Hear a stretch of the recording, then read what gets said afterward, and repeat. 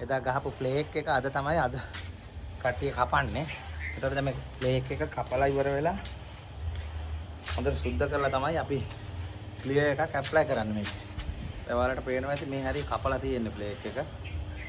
අර පැත්තට වෙන්න කපලා නැහැ. මේ කකුලට අපිට අල්ලනකොට තේරෙනවා ස්මූත් එකක් තියෙනවා. මම බලන්න. මෙන්න මේ ගානට හැම තැනම එකම විදිහට ෆ්ලේක් එක වදින්න ඕනේ. එදා මේ හරිය මම තමයි ෆ්ලේක් එක ගැහුවේ.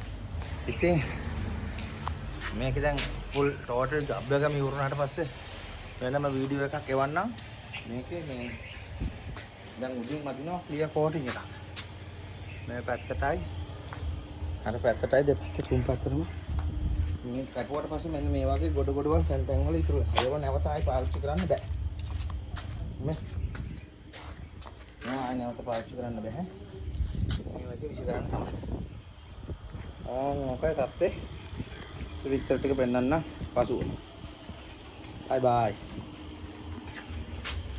ඒක කැපෙන්නේ. මේක තමයි ටූල් එක. මේක හරි ෂාෆ්ට් එකට තියෙන්න ඕනේ දැලිපිය වගේ. ඒක ගත්තා. කපන්න තියෙනවා.